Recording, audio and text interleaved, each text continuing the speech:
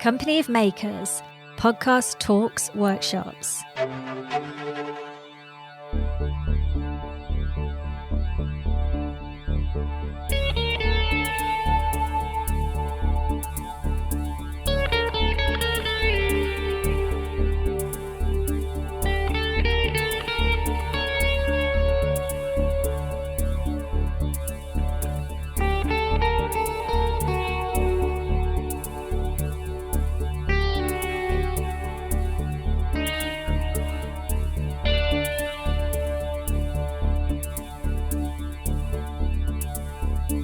Marking the 10th anniversary of the end of combat operations in Afghanistan and 3 years since the evacuation of Kabul.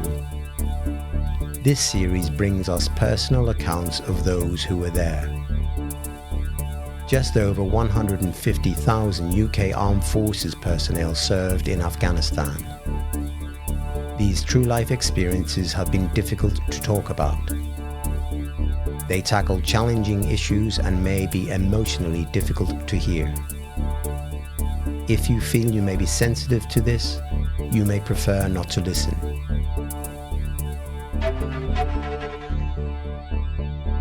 Welcome to Land, Sea and Air. I'm Steve Bomford, co-founder of Company of Makers. And I'm Tip Cullen, an actor and former Royal Marines Commando. On this episode, we talked to Oliver Lee, and I think your paths have crossed more than once, Tip. Yeah, I've known Ollie for quite a big chunk of my career in the Royal Marines and since then, and I see him as an incredible individual. So his story is something I'm really looking forward to hearing. And rightly so. So let's give it a listen.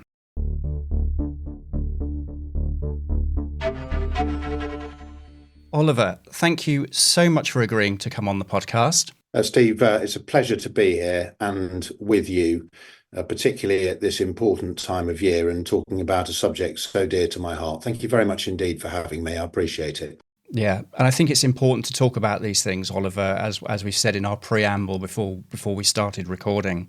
I agree. And there's a sort of sense that Afghanistan was yesterday and sits in the past. But of course, for very many people, to include 40 million or so Afghans, it's very much an issue for today.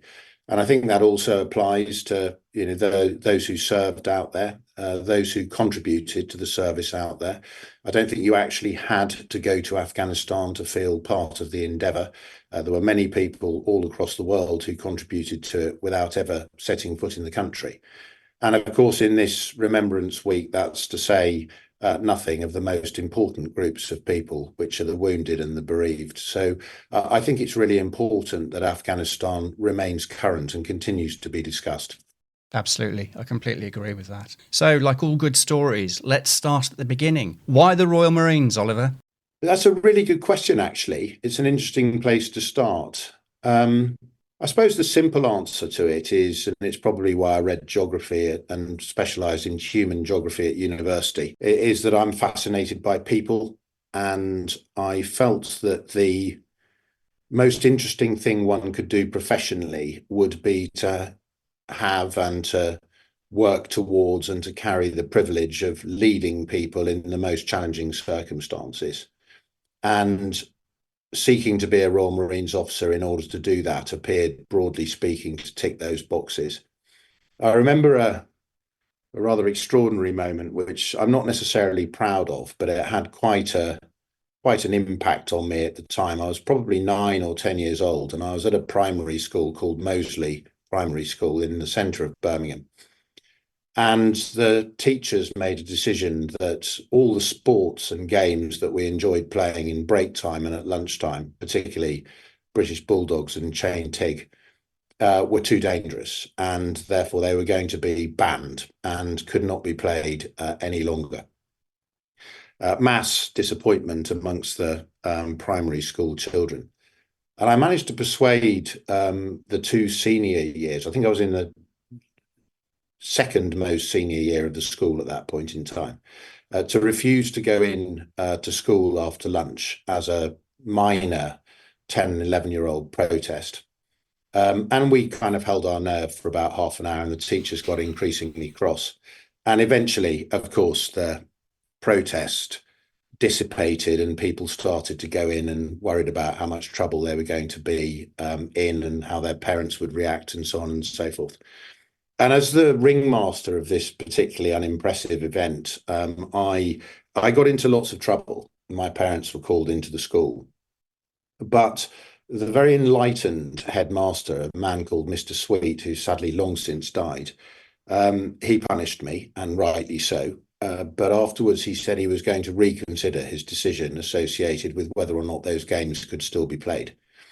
I found myself absolutely elated, and I didn't know it at the time, but it was a small kernel, a small germ of leadership very, very early in my life. And I've really been fixated with it ever since. I was throughout senior school. And as I say, I thought the best place to, the best litmus test of that to see if I was really capable of doing it at all or not, perhaps on many occasions not, was by applying to go into the Royal Marines. And so once I finished university, that's where I went. So that's interesting, an act of rebellion becoming leadership. I mean, that's the sort of thing I'd be proud of, to be quite honest, but each to their own. It's interesting, isn't it, how that kernel came about by an act of rebellion. Does that reflect in your leadership style in terms of not the rebelliousness, but I think they're probably trying to solve problems? Is that an aspect of your leadership style? Yes, I think leadership is ultimately, what defines it, what lies at its beating heart. I mean, I think the first thing is selflessness. You are operating on behalf of those that you're privileged enough to lead. And it's a pretty sacrosanct thing to be given, responsibility for other human beings who, in all other respects, are no different from your own self. And so I think that's the first thing. But secondly, there has to be a purpose. What's the vision? Where are you seeking to take these people? Where do they want to go? To what extent do they want to follow that example that you're trying to set? And of course, there are multiple things that sit at the heart of that. Trust, selflessness, care, kindness, moral courage, example, all sorts of key ingredients such as that. But I think above all, and I'm certain as a 9-year-old, I wasn't proving this, so I'm not remotely laying claim to that. But I think above all, it's about doing the right thing. And if you are prepared, however difficult the circumstances are, to do the right thing, your people will believe in you and they will trust you and they will be prepared to follow out of something more than a pure curiosity. And so I guess as a 9-year-old, I felt on that day I was doing the right thing. And Mr. Sweet, although taking a very dim view of my actions, I think sort of half felt that I was doing the right thing, which is why he stepped back a little bit from the rather draconian decisions that had been made by the broader teaching staff. And I think that has been a hallmark of my leadership career thereafter. It's not always easy. It doesn't necessarily always make your life hugely easy, but I think you have to have a sense of right and wrong. And if you happen to be the leader, more particularly if you happen to be the senior leader, you have to be prepared to do the right thing, even if that is a particularly challenging situation for you personally. One of the things you mentioned there was moral courage. What is moral courage in the context of leadership? Yeah, I'm fixated about moral courage. I talk about it a lot. People who are close to me will be bored to tears with me discussing this subject. There's a great general, in my view, the greatest general of the Second World War, slim, defeat into victory, forgotten army in the East, who happened, there aren't many distinguished alumni from my senior school in Birmingham, but he in fact is one. He and Tolkien are probably the two best known. And he said that moral courage is not only a virtue, but it is the virtue, because it's the virtue that enables all the other virtues to flow. And I think that's right. Kindness, care, honesty, integrity, transparency, the list goes on, example, they're all ultimately founded on moral courage. And what does it mean to me specifically beyond what Slim said? it means you don't walk by. It means you listen to the hackles on the back of your neck test when they stand up. It means you're prepared to do things that are personally difficult, potentially even risky and damaging, but are overall right on behalf of the people that you're privileged enough to lead. That to me is moral courage. Probably could do with a lot more of that, I think. I think it's fair to say. Yes, I mean, I think that, if I was to make a broader point on this, I think that the world, not exclusively, there are many wonderful examples of it, and you see them every day. But I think in relative terms, the world lacks moral courage and is too selfish and inadequately, courageously selfless. I would agree with that. I think we could have a whole nother conversation about that, but it's unfortunately not for today. No, I agree with that completely. Leadership, is it innate? I've lectured on this and I've thought about it, and very kindly on occasions people have paid me to make a contribution on their organisation's landscapes to it. My straight answer to your question is no, I don't believe it is. Many over the years, Wellington included, a true great, took the view it's something that to a greater or lesser extent you're born with. I think there's a little bit of truth in that. I think that there are some people who are more predisposed to being a leader than others, purely on the basis of their human characteristics. But overwhelmingly, I don't think it's something that you're miraculously born with. In fact, I think that there is a rather complacent tendency in senior leaders, or indeed leaders of all levels, just to assume because they've reached that level, they're capable of leading at that level. And they've never really thought about it or written anything down about it or read anything about it. It's a kind of sense that because I've become a manager or a middle manager or a senior manager, I have a divine right to lead at that level. I don't view it like that. I think you have to work at it. And I think you have to work at it really hard. And when I talk about it with organizations that I lead, I often say, it would be very unlikely for our chief financial officer not to have any accountancy qualifications and to have done some proper work in order to prove him or herself in that domain. Ditto the people director, you would expect him or her to be CIPD qualified.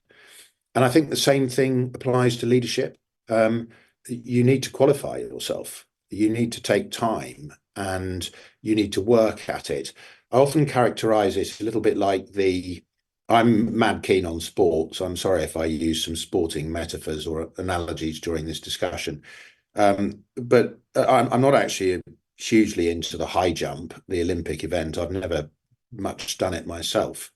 But one of the great things about that event, I think, is that once the individual has won the gold medal, i.e. they have out-jumped everybody else, they keep jumping. Even though they know they're the best in the world, they keep seeking that 1 extra centimetre to try and go higher. They know they've got the gold medal. They know they'll be standing on the top of the podium, but they keep trying.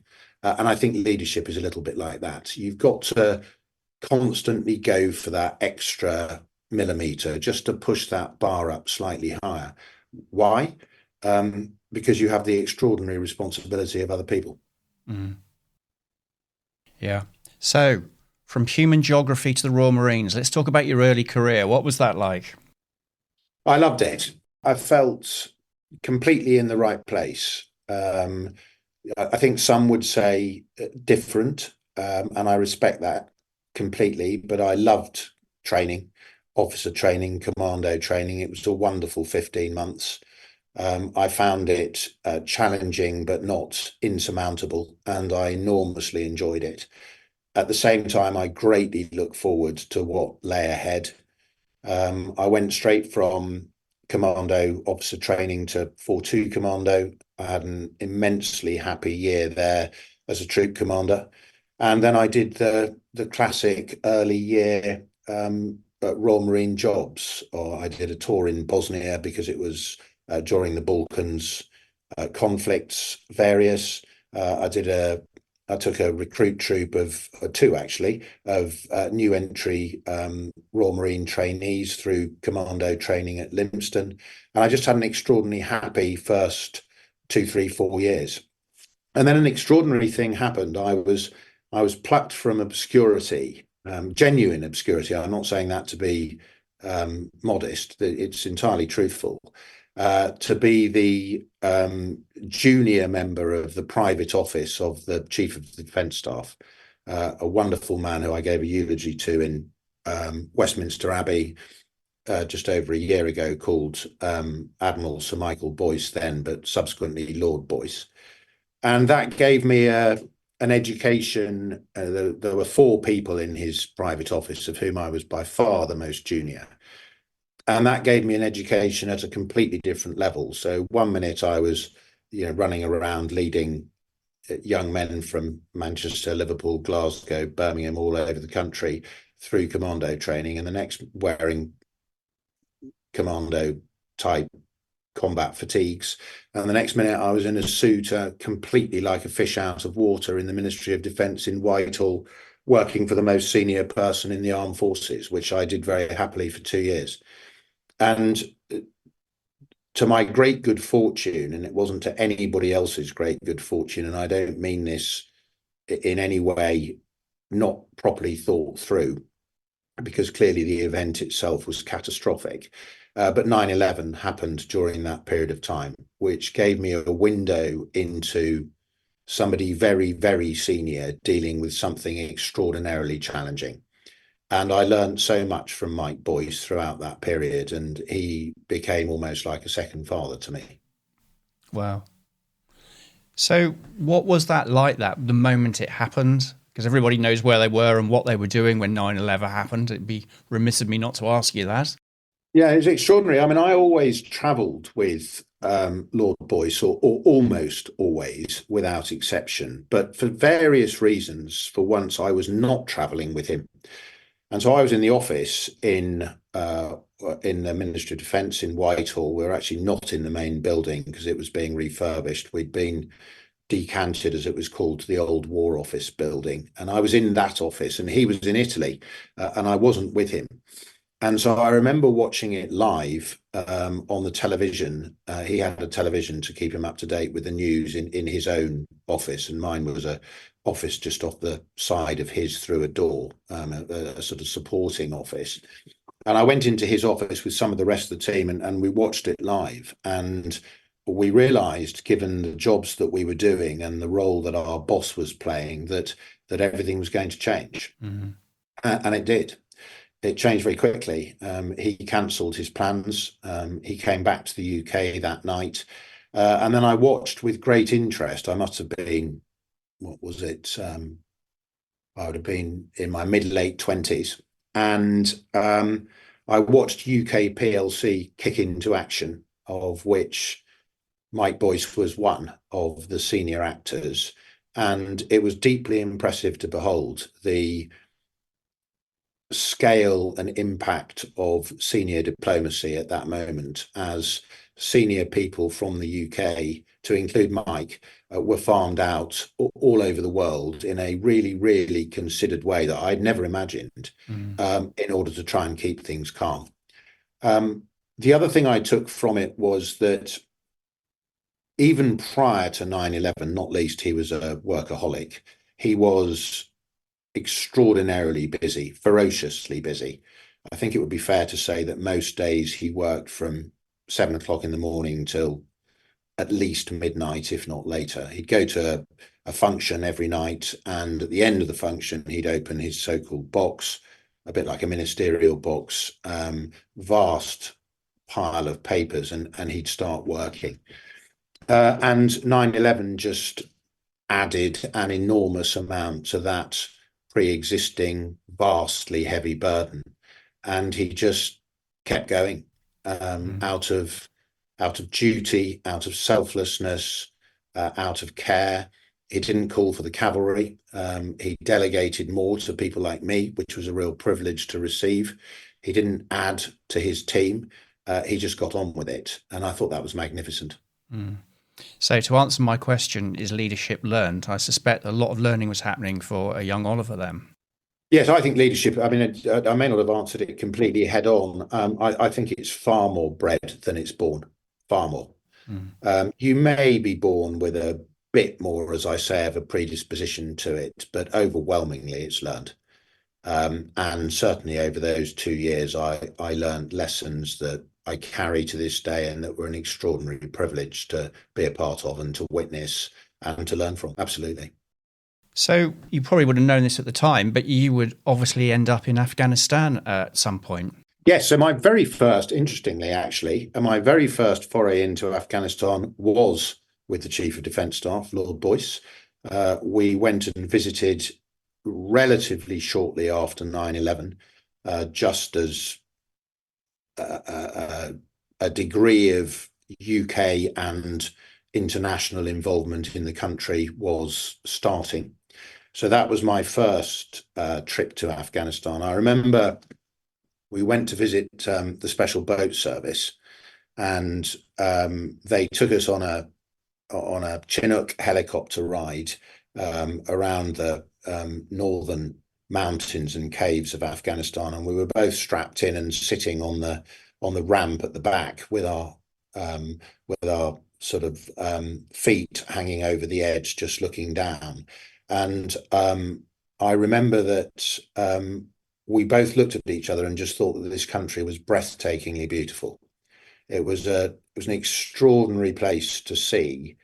The colour, the temperatures, the mountains, the harshness of the landscape.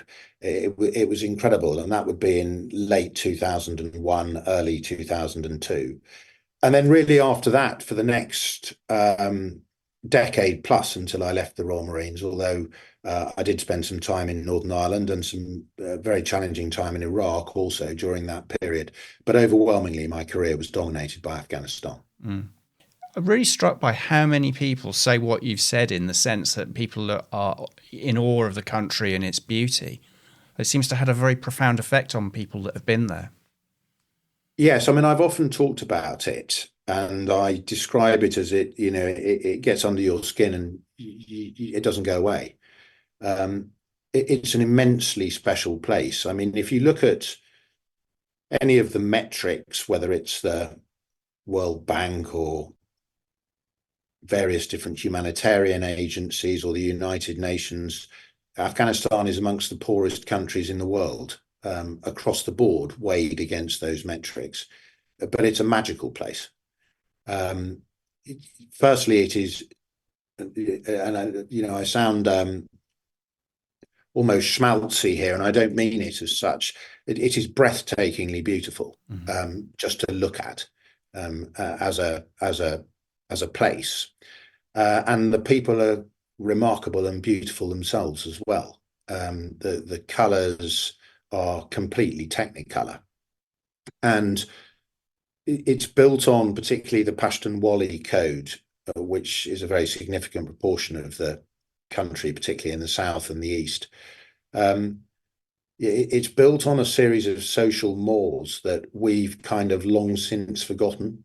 One of the most special of which is the Pashto word for it is Melmastia, which means hospitality, and it doesn't mean come round to my house for a pint if you fancy it. It means what's mine is yours.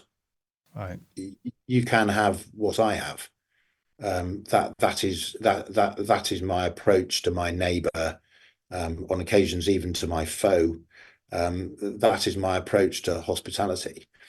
And the other thing that I always remember is that in spite of the benighted lives that these people were living, irrespective of whether they were Pashto or anybody else, in the most harsh conditions with nothing, literally nothing, they were always smiling. And so if you go to, let's say, a big station in London, Paddington, there are clearly some people there with very little, and I respect that greatly. But the vast majority of people there, weighed against Afghans, are comfortably off in relative terms. And yet so many people look dour and unhappy, and not as if they've had a good day, not as if their outlook is a positive one. You would see people in Afghanistan with absolutely nothing, and they would greet you with a vast beaming smile on their face, and they would give you anything that they had. And I think that's remarkable. I quite agree. That is definitely something we've lost, isn't it?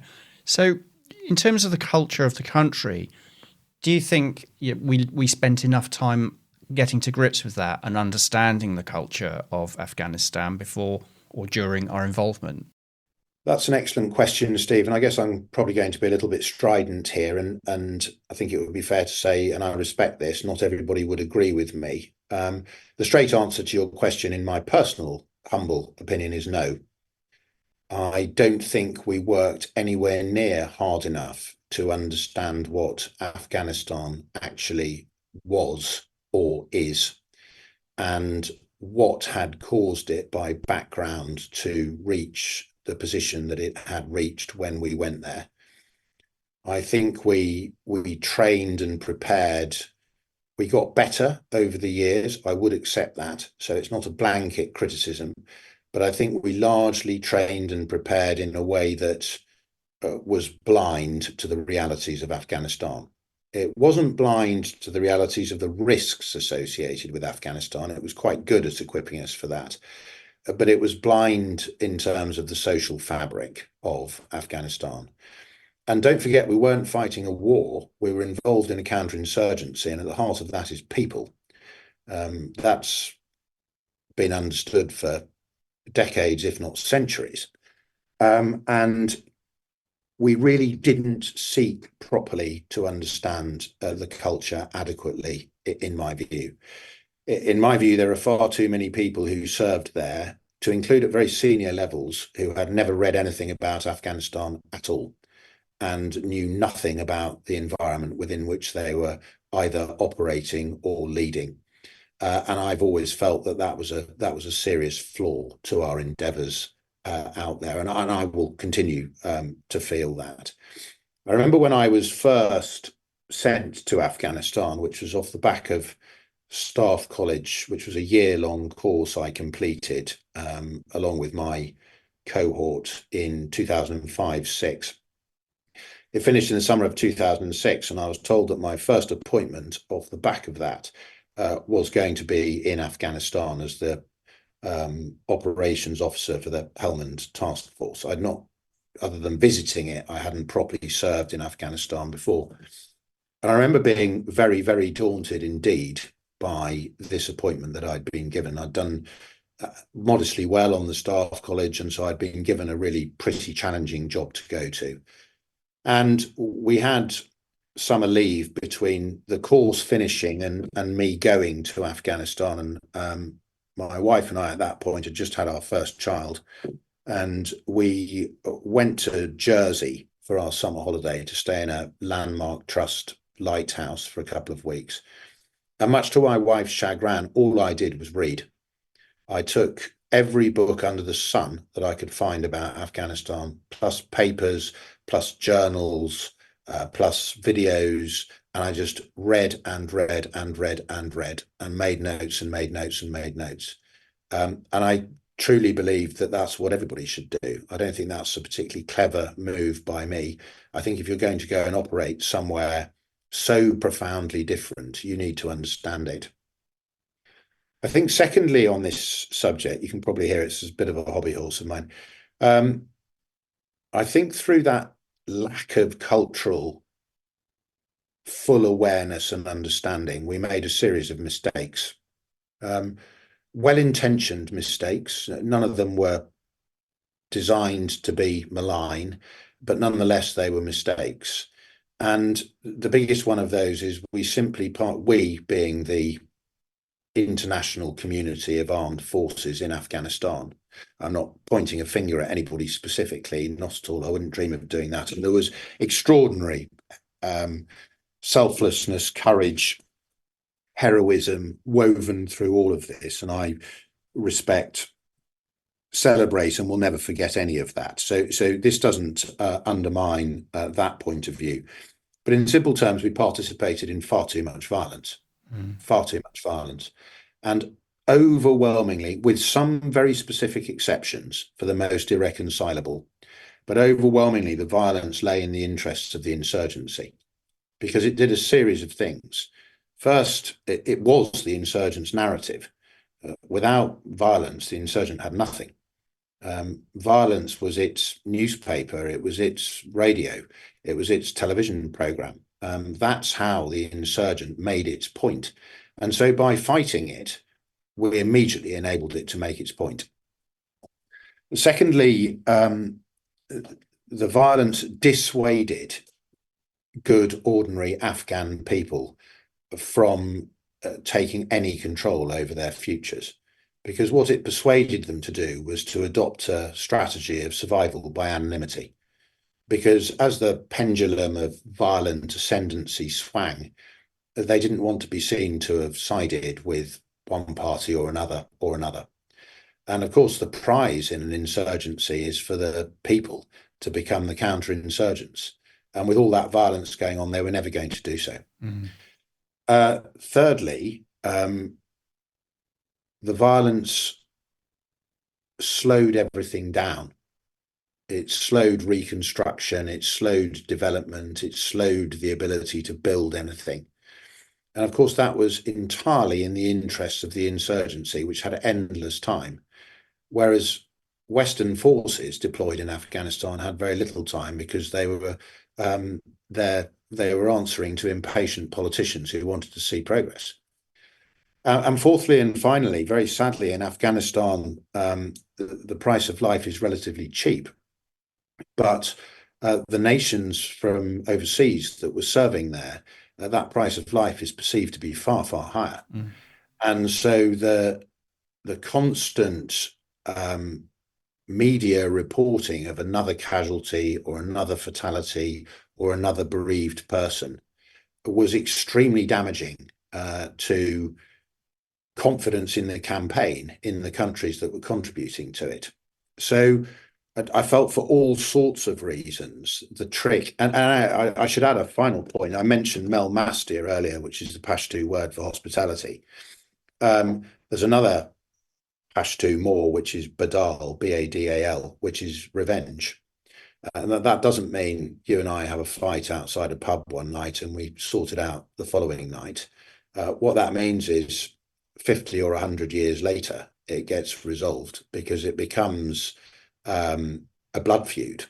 And so all of these factors, if we'd really understood Afghanistan properly, I truly believe we would have sought to contain or prevent the violence and enable ordinary Afghan people to become the counterinsurgents they should have become, as opposed to having participated in the violence as much as we did. And I think that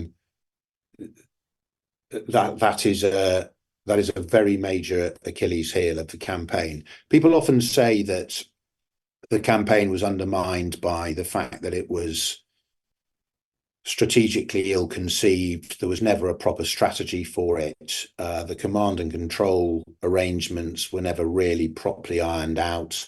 Who was commanding it? The international headquarters in Kabul, which legitimately should have been commanding it, or 10 Downing Street, or the White House, or military installations in UK, US, Australia, wherever it might be. And those flaws unquestionably existed. But I think those flaws also shouldn't be allowed to overlook the fact that our military design of the campaign was not as clever as it should have been, which is not to say it wasn't enormously heroic and people did some quite remarkable human things, but it wasn't as well designed as it should have been. Given all of that, and what you've talked about in terms of leadership, I mean, you were ultimately to become commander of 4-5 Commando. How did you prepare for deployment, and how do you prepare the Commando for deployment? Yes, that's an interesting point.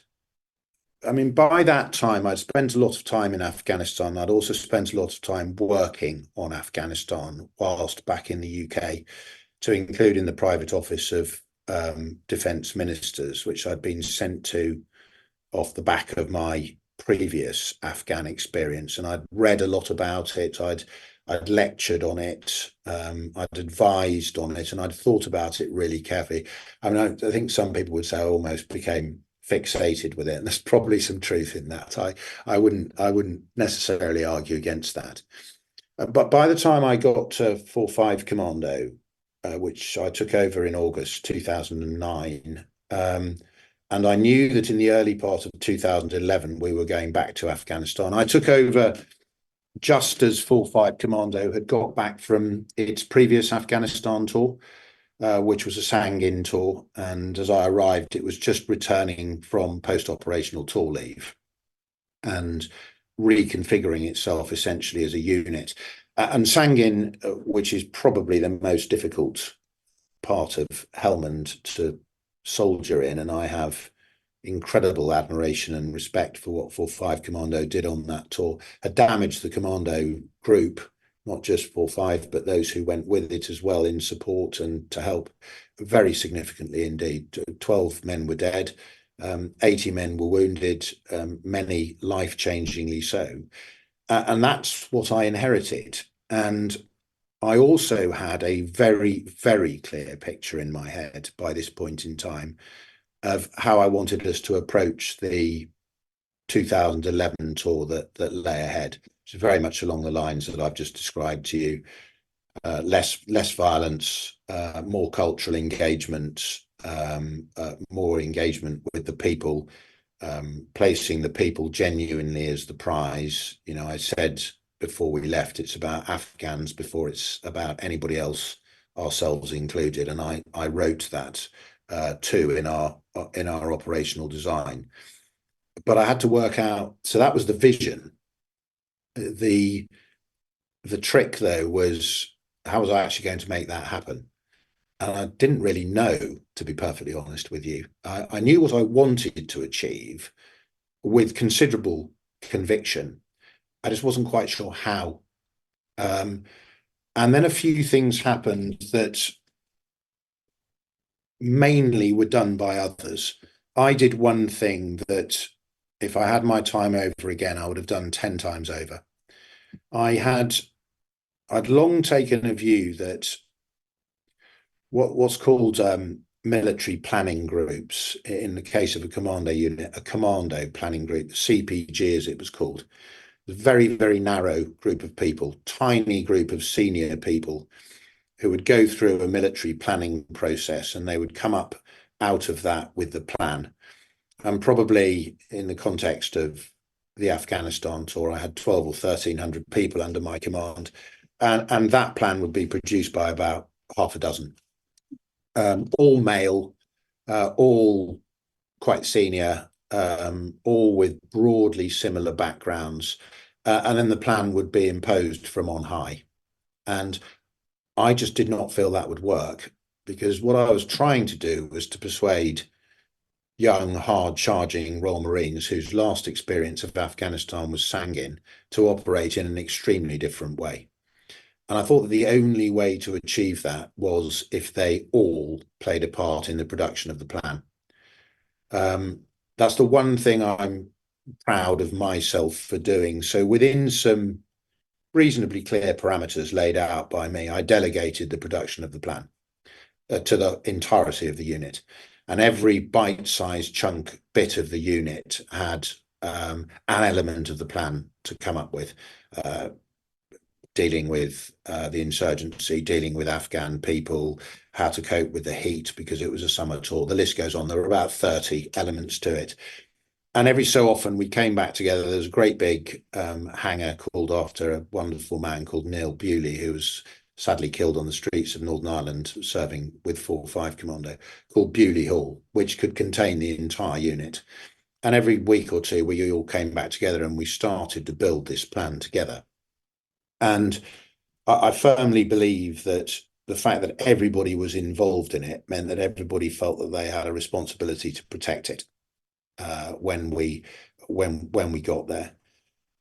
Crucial to this also was the role of the regimental sergeant major, so the senior non-officer, somebody who carried a level of agency and locus and respect in the Commando unit that I could never imagine carrying. He'd served there almost the entirety of his career and was viewed with almost as a kind of talisman. And he had to buy in, a guy called Steph Moran, and he bought in completely. And so I think that I was very left of centre. I moved around the Commando unit without an entourage, standing in my garden on a Saturday night. If I could hear the lads having a party in their accommodation, I'd put shorts and T-shirt and flip-flops on, take 4 beers and go spend half an hour there. People would say, you can't do that. You're going to get your head shaved or lose an eyebrow. I thought, no. Firstly, I can sort of look after myself. Secondly, there's far too much respect. That would never happen. And at those moments, without rank, in their accommodation, with no grandness, not marching somebody into my office, we actually were able to speak, me, the most senior, to the most junior, with little between us. And we could talk about hopes, fears, how's the tour going to go, what are you feeling about it? And I actually felt I was being told the truth, not what I wanted to hear. And that's where some of the very, very best ideas came from. And remarkably, some of the best ideas came from people who'd never been to Afghanistan. Who'd recently come out of training and were just a fresh set of eyes. And so we built on that for 18 months. And I think it would be fair to say, vastly the doing of others rather than me. By the time I expected people, the whole unit, to read a load of stuff about Afghanistan, a load of books, people were rolling their eyes. Boss has lost it. We've got to read another book. Yeah, you have, I'm afraid. You've got to read another book. It's by Jason Elliott. It's called An Unexpected Life. It's a travelogue of Afghanistan, and it tells you how the country works. You need to read it, I'm afraid, et cetera, et cetera, et cetera. And I think by the time we left in March 2011, we were ready. So I'm guessing that's a fairly unorthodox approach. It doesn't sound like standard operating procedures to me. And there's a couple of questions coming out of this. You talked about, you said you knew what you wanted to do, but you didn't know how you were going to do it initially. Did this process answer the how? Yes, it did. Yes, it did. So, sorry, I should have said that, Steve, actually. Yes, what this process produced was 2 golden things. One was an operational design that was about 5 pages long, written by me. This is how we're going to approach Afghanistan. But it was only written by me on the basis of what everybody else had worked on, thought about, come up with by way of ideas. So it was my words, but other people's thinking. And we then distilled that operational design into 10 principles, because you can't, when you're under pressure on the ground and you're hot and afraid, you can't think of 5 or 6 pages of word text, but you can think of 10 principles. And so we distilled the operational design into 10 principles, which are essentially the values, to use a civilian phrase, for that tour. And they were things like always treat Afghans with dignity, always use the minimum possible force, always think clearly, even when angry and afraid. They were those kinds of, we will always place Afghans first. They were those sorts of values. And I wondered about how to make sure that those principles, those values were genuinely applicable at all times, because it's very easy to, like any organization, civilian or military, it's very easy to put values up on a wall or write them down, and then when push comes to shove, they're just not lived. So although initially I thought it was a bit schmaltzy, but every man carried, and woman, there were very, very few women who were brilliant, but we were overwhelmingly men, but there were some terrific women as well. Not least that 50% of the Afghan population are female and needed engaging with, and we needed females to be able to do that in order not to be wholly reckless with the culture. And so everybody carried those values on a small credit card, and everybody carried them in the same place in their kit and equipment. They were on the walls of all 34 of our patrol bases, and they were lived by every day. And I often talk about carrot versus stick, and I think carrot is vastly more powerful than stick, but there does need to be a little bit of stick, otherwise there's no teeth in the carrot at all. And where I saw people, which very much to my pleasure happened extremely seldom, but where I saw people seriously contravene those principles or values, I was ruthless and I sent them home. Okay. Before you deployed, you suggested I have a look at this video, but it's Oliver Lee on a beach, which wasn't quite what I was expecting, but there is some relevance to this. But it's your speech to the Commando, isn't it, before you deployed? Yes, I mean it's gained a sort of level of notoriety that I certainly didn't seek. It was a massively special moment for me. I would freely accept that for a whole bunch of reasons. I'd served in 4-5 Commando before, and Lunan Bay and that part of the cliff line of the eastern coast of Scotland has a sort of very special relationship with 4-5 Commando, and a lot of activity goes on there. And it's also an utterly beautiful place. At one point in one of the polls, it was voted one of the most beautiful beaches on earth. It's exposed, it's ferocious in the weather. It's a huge sandy beach with great big cliffs towering to the left and right hand side of it, and sand dunes behind it.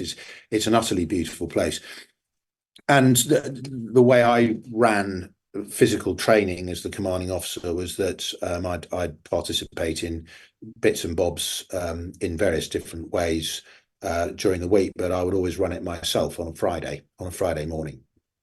And 9 times out of 10, that involved some sort of activity moving to or from or across Lunan Bay. It's a very, very special place to me indeed. So the final thing we did before we went to Afghanistan was the entire Commando speed marched with weight. It was a challenging 11-mile serial. It was hard going, hard work for everybody, me included. On a Friday morning to Lunan Bay, and then the chaplain, a wonderful man called Scott Shackleton, really incredible man. I can mention him separately, but in very simple terms, chaplains, for obvious reasons, Geneva Conventions don't carry weapons. Royal Marine chaplains, they don't carry any rank. It's a beautiful tradition. They're viewed as the same rank as the person they're speaking to at that moment in time. So one minute they could be a general, the next minute they could be a Marine. So he's got no power. He doesn't carry a weapon, therefore he's something of a liability on the ground. And his devotion to the men mean they would have followed him anywhere. Absolutely wonderful man. They just realised how much he cared about them, and that was a magical thing to witness. Anyway, he began by blessing the Commando, and then I spoke to the Commando and said what we're going to do, and that I would stand at their shoulder throughout, and that it's about Afghans before it's about anybody else, ourselves included, and that we will fight the irreconcilables hard as 4-5 Commando always does. But otherwise, we will give people the opportunity to become part of the legitimacy of Afghanistan. I remember it as if it was yesterday. And the scary thing from my perspective is, and I had not asked for this, I should add, this was imposed on me, although it was a very successful relationship as it turned out. We had Ross Kemp, the famous investigative journalist and former East Ender, attached to us for a significant chunk of the tour, and he was recording this speech I gave. So as a result of that, it made its way all over the media, and I've been both quietly proud and quietly embarrassed by it ever since. That's the story there, Steve. Well, to continue your embarrassment, we will put a link to it in the description of the podcast so you can have more people watching your talk to the Commando before it deployed. The deployment itself, how did that go? Brilliantly. Not done by me. done by, we had varying numbers of people at different times, but the core body was about 1,300 people, done by them. I didn't do it. I travelled a lot across the area of operations, but I was one person. I was based from a relatively safe headquarters, well protected, in a place called Shawkat. The men and the few women on the ground are those who did it. But what was achieved was remarkable. Much of it was unprecedented. There was an 86% reduction in violence, and ours was a summer tour, and the previous one was a winter tour. So, all things being equal, on the basis of the summer fighting season, the violence should have grown rather than reduced, but 86% was the reduction. That led to mission success, which was a transfer to Afghan lead security authority somewhere between 12 and 18 months ahead of the plan. And a series of other golden things happened as well. There was not a single piece of collateral damage inflicted by us. There was not a single civilian casualty caused by us. And we brought everybody home alive, Wow. which was wholly remarkable, and I never thought even possible. In bandit country, we did 7,600 patrols over that 6 months, and everybody came home alive. Neither the regimental sergeant major, who by this point was on his 4th tour of Afghanistan, I was on my 2nd, neither of us thought that was remotely possible. So it was a remarkable tour, and it was a great success. I say that with total modesty, because it was not at all me who did it. Many months, even years before, I had tried to set the tone for it, but it wasn't me who delivered it. It wasn't me who held my nerve, who resisted being goaded, who prevented the summer fighting season from coming to pass, who culturally engaged with Afghan people and imbued them with the confidence to start telling us where the insurgency was, where the IEDs are, to start standing up and trying to define a future for themselves. It wasn't me who did any of that. It wasn't me who came up with art competitions with individual kalays, which are villages in Afghanistan, to find a way of connecting with the people, and numerous other forms of engagement, whether it's female or veterinary or music, every conceivable kind of engagement. It wasn't me who did any of that. And I shall always be extraordinarily proud of those who did. And it wasn't, I should add, and I've often made this point, and perhaps not loudly enough, it wasn't about Royal Marines. It was in part about Royal Marines, founded on 4-5 Commando, but it was about a combined force, as it was called, the CF, which had countless different colours and cloths as a part of it. And one of the trump cards was the Gurkhas. I had the great privilege and pleasure to have a company of 150 or so, 120 to 150 Gurkhas from the 2nd Battalion of the Royal Gurkha Rifles, B Company, attached to me for the entirety of the tour. And I wrote to them at the end of the tour, and I paid them the highest accolade I could pay, which was that I wouldn't have exchanged them for a Royal Marines company. And I meant every word. And that's because their cultural affinity for Afghans far outmatched ours, because they're Gurkhas and they come from Nepal, and they're not so far away, and they're only across some mountains. And they were an immense force multiplier. So, and they were led by a wonderful man called Jamie Murray, who's much to my pleasure now brigadier, still serving in the British Army. And so, yes, the outcome of the tour was one of great success, and I feel immensely proud of everybody who contributed to that, Steve. I can tell, and high praise for the Gurkhas indeed, coming from a Royal Marine. Yeah. It's about one team. I was determined it was not going to be about them and us. Was your method and your approach and your preparation, was that then used for future deployments, not just with the Royal Marines? Yeah, I think it was. I mean, I was asked to go and talk to a lot of people afterwards. I was asked to contribute for many years to organisations preparing to go to Afghanistan after that. Even after I'd left the Royal Marines, I was asked to go back and continue to make that contribution. There were some very enlightened people coming through at that point, many of whom took, broadly speaking, the same view as me.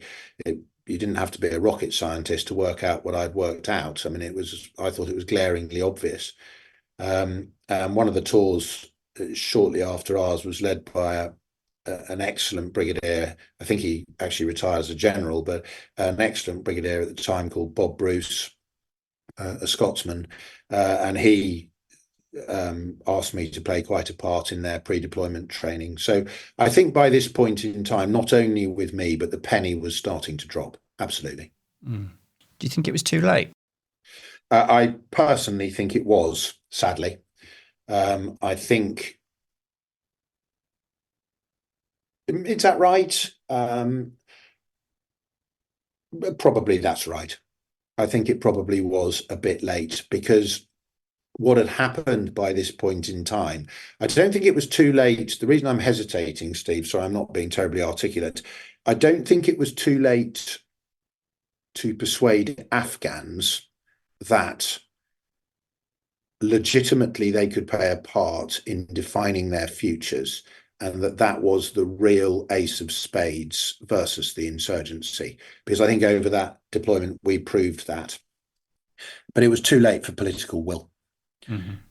The political will had really badly started to run out by this point in time. Indeed, I remember it as if it was yesterday. Much to our surprise, it wasn't expected, and we hadn't been told it was coming. But during that tour, in the summer of 2011, David Cameron, then the Prime Minister, made the surprise announcement about the withdrawal of combat troops from Afghanistan. Which in my view was a deeply misguided thing to do, because it semaphored our intentions to the insurgency and was an enormous shot in the arm to the insurgency, which had endless time. And we just defined from the Prime Minister how much time we still had to run. I thought it was an extraordinary, it may have been a political masterstroke, but it was a strategic misjudgment writ large. But it tells you that the political will was extremely thin on the ground by that point in time, for the reasons I touched on earlier in our discussion, Steve. And so for that reason, I do think it was too late, sadly. Yes. That is a terrible, terrible shame, isn't it? It is. I don't think we can talk about this deployment without talking about Marine A. I think our listeners would want to know why I didn't ask you that question. And obviously your reaction to it and what you decided to do next. So would you talk to me a little bit about that, please? Yes. I mean, there's been endless television programs and journalistic and other interest in this, and people can read about it at their leisure all over the internet, and catch up television and iPlayers and so on and so forth. So I wouldn't want it to dominate, because the thing that matters to me most is how that Afghanistan tour went and how brilliantly everybody performed. I mean, the headline of the Marine A situation is I was worried about how the unit that he was in was operating during the tour. I spoke out about that, but little was done about it. And in the context, actually, I just mentioned it, didn't I, of David Cameron's order, sort of UK military planning went into a frenzy of activity to work out how to bring David Cameron's order to life. And what that meant in the first instance was headquarters were withdrawn from Afghanistan, and which is a doctrinal way of withdrawing. So this is perfectly normal. And therefore, multiple units were placed beneath the command of fewer headquarters. And what that meant for the last 3 weeks of the tour was that I not only had my own combined force to lead, but the lion's share also of Marine A's. So my command at that point went up from about 1,300 to about 2,200. And for the last 3 weeks of 6 months, that's what I led. And very sadly, it was during that 3 weeks that Marine A committed his battlefield atrocity. So it was during the period of my command, which I therefore felt that I had to carry some responsibility for, even though I didn't know him, I didn't know that unit, I hadn't prepared them, I hadn't led them for the vast majority of the tour. Leadership is about carrying responsibility in fair weather or foul, and it happened to happen during my tenure. And I then felt that the proceedings against Marine A were extraordinarily narrow, in that he was presented as a single rotten apple in a barrel, which of course is reputationally face-saving if it can be blamed on one person. Whereas actually I thought that the barrel was pretty putrid and was therefore rotting its apples. And so the barrel had at least some responsibility to carry for this appalling atrocity. And none of that was really surfaced through the court-martial, which led to Marine A being convicted of murder and therefore sentenced to life. And I resigned over that because I felt it was a serious breakdown of the sacrosanct relationship between command and commanded. And then I spent the next few years, it took about 4 years, seeking to put that right. And eventually in the Lord Chief Justice's Court 4 of the Royal Courts of Justice, it was put right and the full story was told, and Marine A was sentenced to manslaughter for the reasons I've just described, as opposed to murder, and therefore is living, as far as I understand it, a relatively full life today. Slightly goes back to your question right at the beginning of this discussion when I was talking about the British Bulldogs protest. Sometimes you just have to do what feels right. That felt right when I was 9 years old, and this felt right when I was in my late 30s. Painful, but had to be done. But also that's an example of moral leadership, isn't it? Completely, in my view. Completely. Albeit a very extreme one. Yes, and takes a toll, and you pay a price, and so does your family, and you lose a career over it, which you loved and were doing pretty well at, and had hoped you'd be doing for another 20 years. Yes, you pay a big price, but you can still look at yourself in the mirror, which I think matters. Yeah. I don't need to ask you if you miss the Corps. I think I know the answer to that. I miss it enormously. I've missed it every day since I left. And 4-5 Commando particularly. I mean, it's the place in my entire life that I have felt most at home. We had one of our children up there in the local hospital. We had the happiest of times. But the Royal Marines more broadly, yeah, absolutely. But life doesn't necessarily always work out as you ideally hope it might, and you have to play the cards that you're dealt, Steve. And I'm very comfortable with the way I've played them. Absolutely. And I think, as you said, being able to look yourself in the mirror, I think it's important personally. For me, that's invaluable. I don't think. I think so long as you can do that, you can probably cope with most things. Agreed. So I have one final question. Of course. Not necessarily the easiest one. I think I might be able to guess what it is. I think you probably are. Was it worth it, Oliver? Yeah, I mean, that is roughly what I thought you were going to ask. So I'm not surprised. I had assumed that you would want to pose that question at some point this afternoon, and probably last. It was deeply special. It never leaves you. I think for a period of time, there were elements of it that were extraordinarily honourable and worthwhile. Afghan people had hope in a way that they hadn't had for many, many, many, many years. Afghan girls were being educated.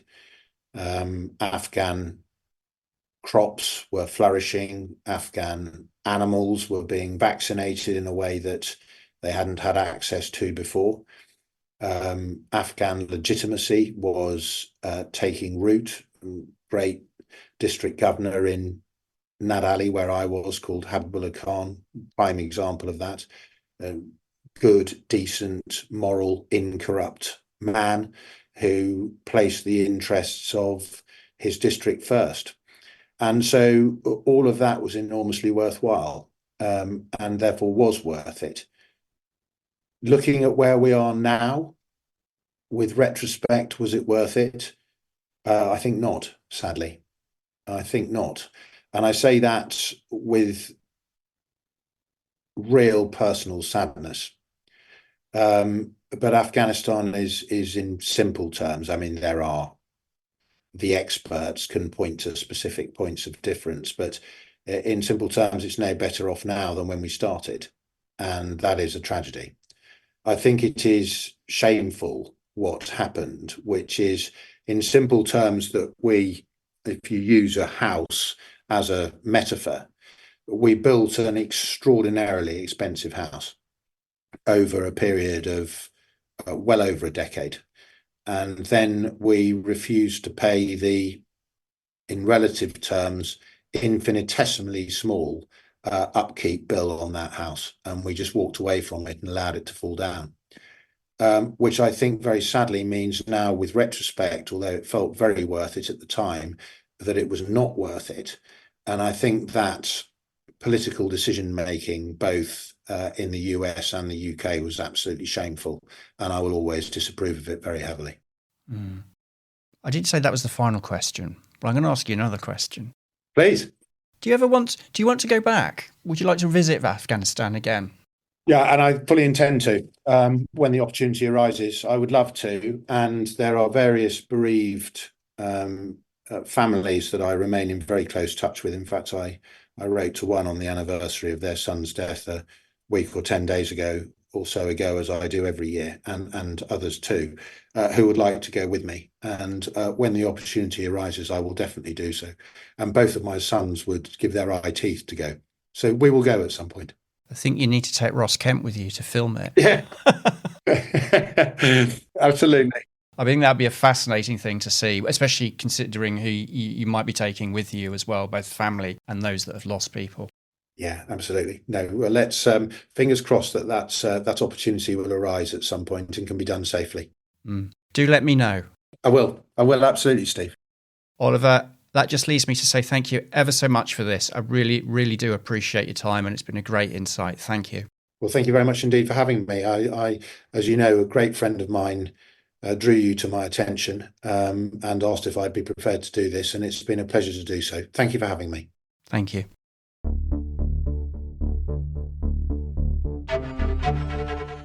Tip, I'm sure you will agree that was absolutely fascinating.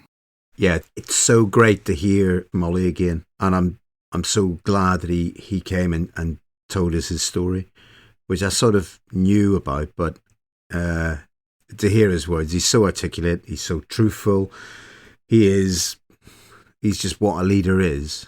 He's got passion for the Royal Marines, and he's got a passion for human beings. Mm. I think it was fascinating to hear from a commanding officer, but also he's so down to earth and honest. And I felt like he was really saying that as he felt it, not just as an officer, but as you might say, as a human being.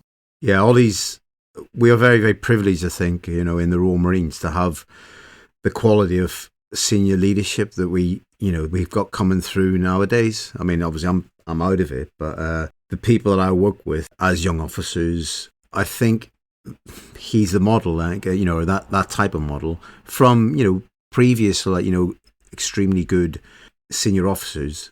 They've used them. They've had mentors, as Ollie has had, a lot of his life, looking at positive mentors. Mm. I can see why you're so very fond of him, but I think also a great loss to the Corps, his resignation, and a loss to the UK Armed Forces, if I'm honest. Yeah, I mean, when reflecting on the whole thing, it's an incredible loss to the UK defence. I still think he is such a wonderful man, and he's still got a lot of legs left to move forward. In whatever environment he will be leading in, it will it'll be exceptional. I think it'll always be he will be the person they want to lead, and I know that the output of whatever that organisation is will be incredible. Mm. So, moral courage. Talk to me about moral courage. With Ollie, his little insight about a primary school, I think every single person that resonates with them. And it's a chuck up to great teachers as well. You can picture Ollie as a young lad. He's obviously oozing intellect out of his nostrils already at that young age, and he's in primary school, and he and a moral compass. He stood his ground, he done what he thought was correct and right. And to have Mr. Sweet, who is a realist, who understands the rules and obligations he has as a teacher, or maybe a headmaster, I think he said, or the headmaster. He knew what it was. But I think for a young person to sort of see that in primary school, to see that ability to be a realist and lead that way and show signs of wisdom and strong leadership, that's a good guiding arm for anybody who's aspiring to get on to better things. So the moral courage and you think we're probably back into his world in the, shall we say, the academic sort of militarist or military strategy type, academic. It all came from Slim, and I think Slim probably just defined it, moral courage. But before that, from since conflict began, there's always been that moral courage that's required. And I'd say Ollie is, there's plenty of people I'd like to think there are plenty of people out there that do, understand moral courage. But for me, the contemporary model for moral courage and leadership is Ollie Lee. And in a way, I feel I'm similar in, the way I led, and junior leadership in the Royal Marines are very similar. Not at his level, but the fundamentals are exactly the same. I think, it's about people. I suppose nowadays they gauge it with the CIPD that Ollie mentioned. But I think if you've got you've got a strong moral compass, that puts you in good stead to deliver your duty or your moral sort of leadership responsibility. And I think bearing all that in mind, it's the preparation and the way he set about preparing for 5 Commando. I was quite surprised about that, actually, because it felt like a very inclusive process. And he did that. The word I would use is in a very inclusive way, which is not necessarily something I immediately associate with the armed forces in the context of how do you make plans and prepare a unit for deployment. You just kind of I have an image in my head. That's a very top-down process. And he did it by involving the Marine and up. What Ollie done is, there's a lot of people at every rank level, including down to section level or corporal, speaking to their people, saying, right, this is where we're going forward. Let's dig deeper. What he did at the command level was prioritise that as, that is the important thing. And he'd done it. It was by example. He'd done it. He'd done his research. He knew that was what was needed to happen before he gained his vision, but also the inclusive nature of his planning and the way he thought about his leadership and the team he was leading. He knew they were part of the plan. That to me it's exactly the way things should be done. Even at section level, at corporal level, we used to call it section average. So within the team, right, this is the plan. This is what we have to achieve in the mission. Right, but everyone throws in their 2 pennies worth or whatever. And then you go, right, on the average, this is what we'll do. So you've got all that at thing. So that's taught in junior leadership at corporate level. Go for your section average. So you think about it, if you just measure that, it's a fundamental. It's at the junior level. But if you bring that all up to a commando level, especially a commando plus, you're a commando group, you do it at that level, you are, one, you're listening, you're showing good leadership, but also it's not your way or the highway. What you've got in your head, you've got all that, you've got the moral compass, you've got what the mission is to achieve. But then all these little bits of magic and wonders and ideas come at every level. And a lot of people will probably go, why have we not always done it like this? And I think the framework that he done in 4-5 Commando is now the model that people run with and go forward with. And he talked a lot about culture of Afghanistan, the Afghani people, the different tribes, and how important it was that everybody in the Commando did their homework and read the books that he'd prescribed for them to read. But that was obviously a very, very important part of the process. Yeah, the operation that they deployed on Herrick 14. At that stage, I think even on the education level, the pre-training level, the culture was definitely on the horizon. It's definitely part of that education process, and people understood what they had to do. On the flip side of it, though, remember before Herrick 14, so Herrick 14 is 2011, when we first first, not special forces, but the first ground troops on the ground was 4-5 Commando Group with brigade elements. And I was part of that on Operation Jacana, which was in early 2002, which is strangely when I first met, where I sort of reconnected with Steph Moran, who ended up being Ollie's RSM. But when we went there, because it was, it was in the counterinsurgency phase, but we were still very, sprawled out. It hadn't sort of went down to responsibilities of units and that. So we're still doing the, I'd say, strategic tasks, going out to, search for and find, elements of the Taliban army as it was, or, what was it?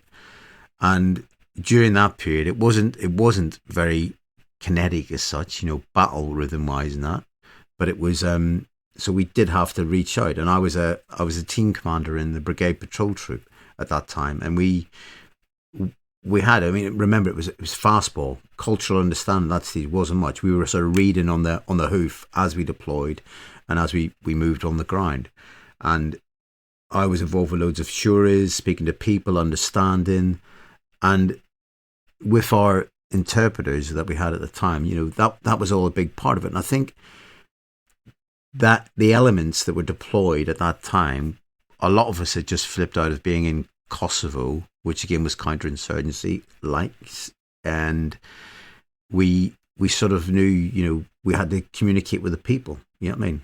Trying to find where the Taliban was, but to communicate with the people and not sort of judge them straight away as being you're all Taliban, that type of thing.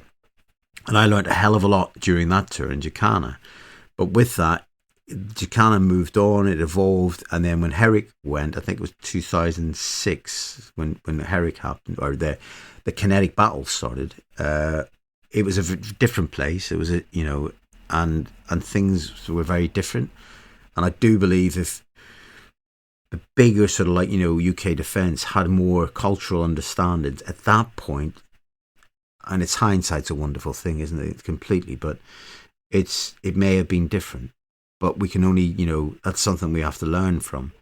But the cultural understanding, I think what Ollie says as well, they use the carrot more than the stick, which if you look at the counterinsurgency operations that the armed forces have been involved in the last century, we understand it. It is the people. It is, it's the people. And I'd say you could look at Northern Ireland, like Kosovo, the Balkans and that. And these were really, really difficult, very different, but similar in a lot of respects, operations. But if you understood the culture and communicated with the people, and understood their way of life, it makes things better. So violence is always, it should always be, the last thing to do, the stick. Yeah, I quite agree. He also talked about his speech on the beach before they deployed. So we'll put that in the link in the description, because I think people will want to see that, and it is quite inspiring. There's some quite dramatic music added in the background, which I'm pretty sure wasn't on the beach at the time, but it is well worth a watch. But I think also there was obviously the Marine A incident, which I wasn't sure if he was going to talk about. Certainly wasn't going to ask him unless he wanted to talk about it. I just wondered what your take is on that. Again, it's not a high point of our Corps' history. What was happened, and I have to say, from my own experience and people that I work with and guys that were battling continually day in, day out, that was, it's rare. I'd never, I couldn't perceive that actually happened. It did happen. It had happened.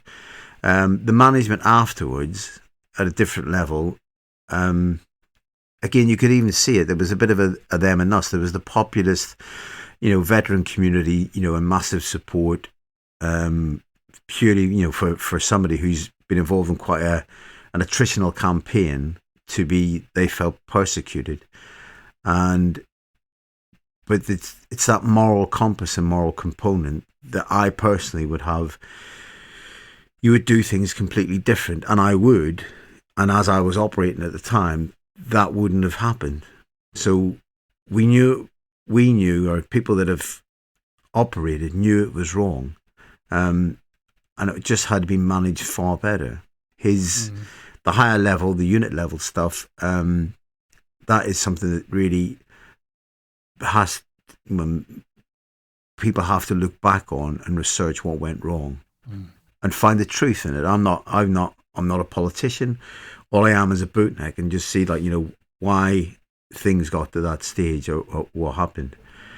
And Ollie, with his, you know, I mean, with that moral courage, and again, no matter what, you know, he'd only been in charge of that element of you know, the deployed at that stage of the campaign, but he still said, I was in command. It was on my you know, watch. And, you know, integrity wise, not there's a lot of people in society now, I don't feel are brave enough, or maybe they're too selfish, would actually go, no, that was my call. It was on my watch. It was my call. And because of that scenario, we've lost, you know, I'd say in the Royal Marines, the jewel of the crown, you know, at that time in our senior management. You know, we know it was wrong. It wasn't all our people.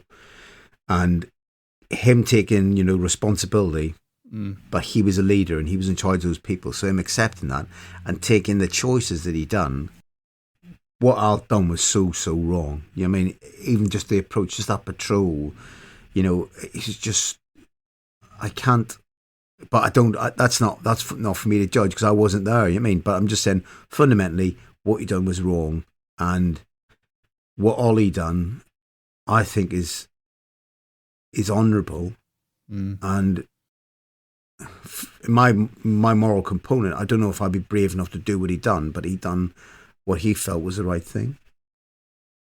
I think you're absolutely right. I think it's a great loss to the Corps and the armed forces, full stop. And I think also the video of him doing an interview on Channel 4 at the time in Afghan is also worth a watch, to get another slight take on that. And we'll put that in the description. It's well worth a watch. So yes, I would agree. I think it's a big loss to the Corps and the armed forces. But he took that decision, didn't he? And he once again demonstrated his moral courage. What he did hit on the whole way through, which was, and it was his vision, but his vision was supported by so many people, from, like, you know, the youngest Marine to, you know, everybody in his team and his staff within a commando unit.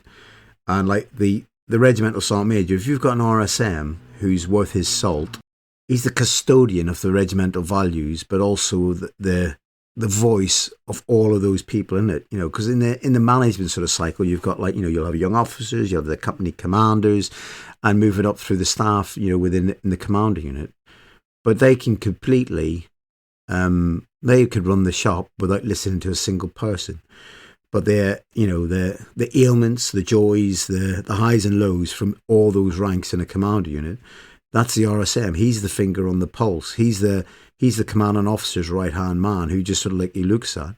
You've got a Unit 2 IC, you've got your ops officer, you've got all these. But for him, that personal relationship between the regimental sergeant major and the CO that's a closed office, giving it, you know, what the fuck, what we doing, what's happening. And as a team, they were an incredibly strong team, as a lot of the other commando units were as well. So it was an incredibly strong team. And then you have the Padre, or the Bish, or the Sky Pilot. Scott Shackleton is, you know, I mean, he's wonderful. He's an incredible man who's got an ear for all the people in the unit. Commando Padres are quite a unique blend. Especially me, I'm a young Irish lad who was an altar boy, and you know, went to a pre-seminary college. So me and the clerical sort of fraternity, I sort of know quite a bit about. When you meet a Commando Padre, you got this character, and they're all characters, but they bring to it, you know, that compassion for everybody. They don't hold rank, and you know, they can talk with the youngest Marine who's talking about some sort of, like, maybe depravity that he's involved in, and he can sort of link in and communicate with them. And Scott could do that, but again, with a massive heart and compassion for all his people. And in operations, believe me, there's a lot of people who are probably non-religious, but whatever their religion, they soon come back and they have a wee prayer to themselves where whoever their God is, they have it before they go on operation. So the Padre, even though I think a lot of them maybe Church of Scotland, who have been 4-5, maybe Catholic, maybe Church of England. So they're Christian faith, but we do have padres for Muslim padres and all different ones, Muslim, Jewish, everything. So they're there. So you've always got a point of contact to speak to somebody, depending on what your faith is, or if you're an agnostic. But they're a compassionate, person, and to have Scott added to the team of that Ollie had is brilliant. I think the best description of Padre I heard was if an officer is looking after the man on the outside, it's the Padre's job to look after the man on the inside. Yeah, I like that. That's really good. Remember, like, especially the places you train or exercise or operate as a Royal Marine, these guys are going to be there in the extremes, living amongst you, doing what you do, and so they're quite tasty characters. They're definitely robust. The ones I knew, but the tour as a whole, when they deployed, and the refreshing look and understanding of what we wanted to do, and this is representing our culture, our people, to help people in Afghanistan. And the tour was the 4-5 tour was gobsmacking. It was. And I was, at that time, I was deployed and I was in brigade headquarters, and in a way I was a spectator and admirer of what was going on and what they were doing. And me and Ollie's paths crossed at times of that with Steph, the RSM, in different times when they visited, to get their update and speak to the brigade commander.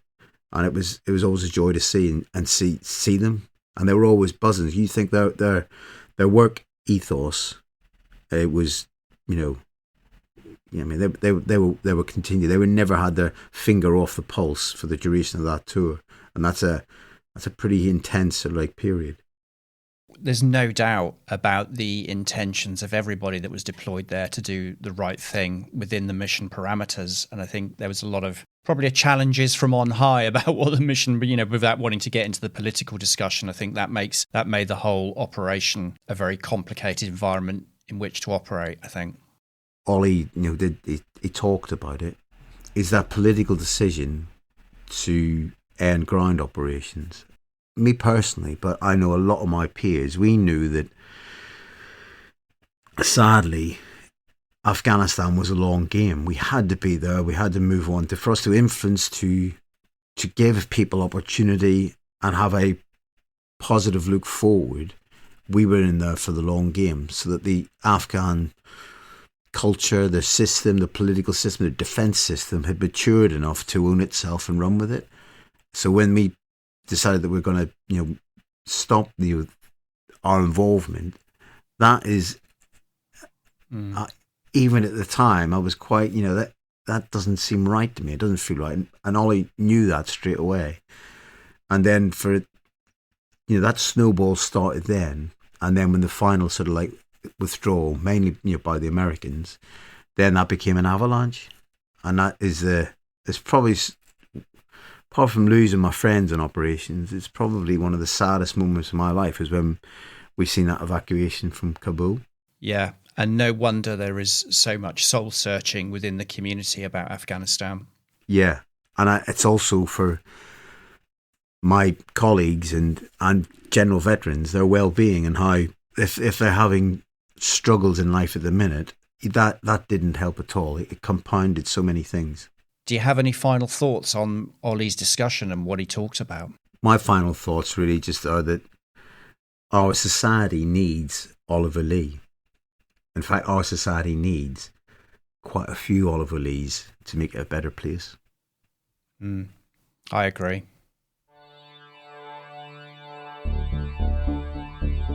Before you go, if you're a member of the Armed Forces community and need support with your mental health, Op Courage can help. Use the link in this podcast description for details. Or you can phone the Combat Stress Helpline on 0800 138 1619. If you'd like to contact us, email studio@companyofmakers.com. Finally, we're giving a really big shout out to our funders. They support all the activities that we provide for the well-being of those who've served.